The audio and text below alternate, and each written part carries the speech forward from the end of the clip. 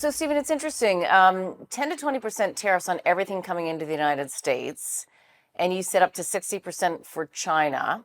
It does seem as though that will have an impact on inflation or the prices paid. At the same time, I suppose the US dollar has been so strong, the purchasing power is that much stronger. It's been incredible and even on fire since the election results.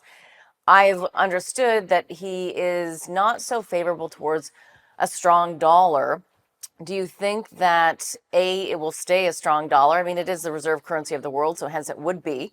But at the same time, too, it does impact other industries and sectors within the United States. What do you think he's going to do with the dollar if he can? I think that regardless of what he says from time to time, that the policy will remain to push for a strong for a strong dollar. Um, Hmm. Now, how the economics play out, it depends, right? Now, if you had inflationary impact and that led the Fed, at least until he picked a new Fed chair, to slow the pace of rate cuts, that would obviously benefit the strength of the dollar. Hmm. Do you think, with respect to well, let's talk a little bit about taxes. What do you think we'll see corporate wise, state, well, I guess it's not state, but corporate and individual taxes? So I think the key thing to remember about the original Trump tax cuts that on everything on the business side for the most part was permanent. It was the individual provisions that were set to that are set to expire at the end of next year. But in addition to continuing the individual tax cuts, they want to bring back R&D, accelerated research and development expensing, which will be positive for certain industries. Hmm. He wants to he wants to lower the corporate rate even further. He's talking about going down as low as 15%.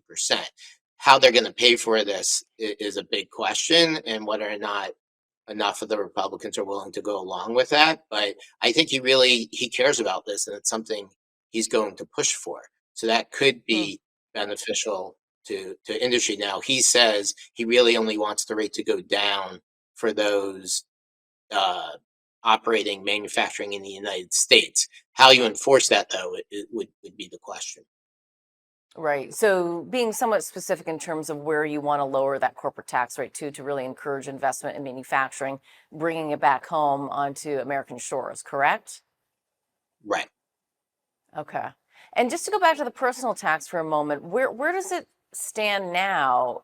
And will he extend it exactly or lower that as well to give Americans more money in the pocket? Because at the end of the day, they've been really feeling the pain of higher costs, higher inflation, less affordability. Will he lower that? No, I think they will stay the same.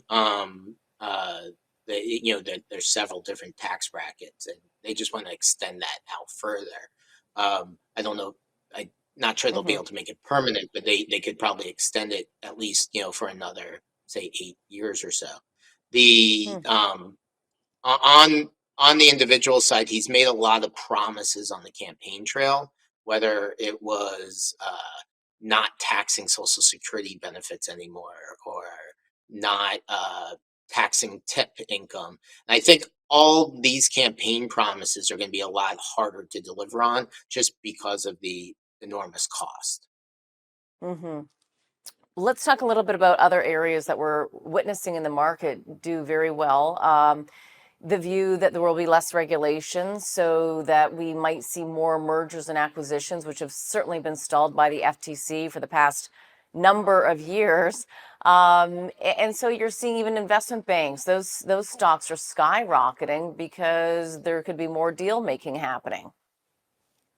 Right. Then I think there will definitely be less aggressive enforcement on the antitrust front. I think the one difference, though, is it could be uneven across sectors. There's, a populist strand within the GOP now that's somewhat anti-big business, and most represented by Vice President-elect JD Vance.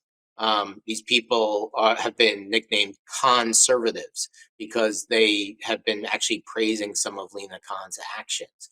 So I think areas Just that to, I think just could, to bring everybody just to bring everybody up to speed, she was the one who was really preventing all these deals from taking place, any kind of mergers and acquisitions.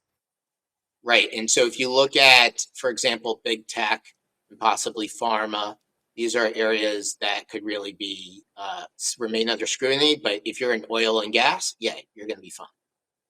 Okay, quick break. We'll be right back.